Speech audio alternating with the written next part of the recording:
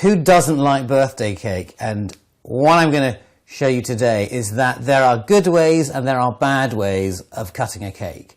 And the classic way, the bad way, is like this, which would be normal. You put the knife in the center, one bit of a slice, another bit of a slice.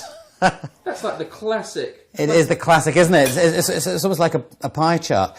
You know one thing about the word pie chart? In France, they call them camembert, which is like a cheese. So it's actually like a cheese chart in France.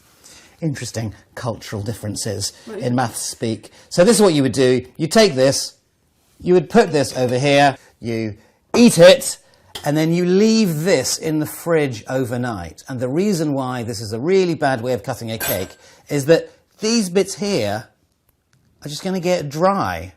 And so when you come the following day to have your cake, you know, you do another one, you know, another slice like this. This side here, lovely and soft. This will be dry and horrible. You're not maximizing the amount of gastronomic pleasure that you can make from this cake. There is a better way, a way that is more than 100 years old and was discovered or invented by one of Britain's most famous and brilliant mathematical scientists. This is a copy of Nature, the famous science magazine from December the 20th, 1906. And in the letters to the editor here, it says, the headline, "Cutting a Round Cake on Scientific Principles." The ordinary method of cutting out a wedge, he writes, is very faulty. What he suggests is, and he gives an illustration for it, the proper way, the scientific way, the mathematically perfect way of cutting a round cake, and it is as follows. So we have another cake. The first slice will be like this. It's breaking all the rules of cake etiquette. Perfect. Okay, so this is the first one, and then I need to find a way of taking it out. Okay, we can stick that there, and that has got to be the prime. That's the prime steak of that cake, isn't it? It's the T-bone cut. Here, what we need to do, we need to close the cake together like this, and that's going to come apart. So look what I've got here. I have got some rubber bands to make sure that it stays together.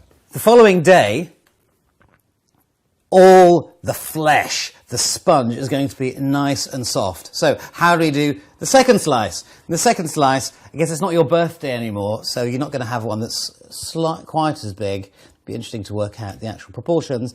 This is, and you get a lovely breaking of the elastic bands too, which is exciting.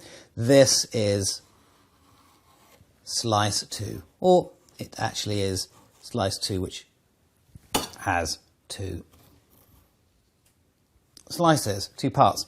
Good.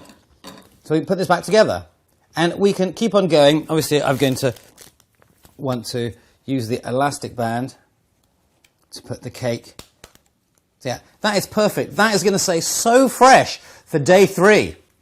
Day 3. How should we do day 3 again? Let's turn it round. I think this is going to be the slice for day 3. Again, the satisfying snap of the elastic bands. And I don't know if you've thought about it before, but this triangular slices are really annoying anyway, because it's not very satisfying. Having a nice uniform slice like that is a lot better. So here we go again. This is at the end of day 3. There's 4. And this is going to be perfect. And gradually we are slicing it. Keep on going.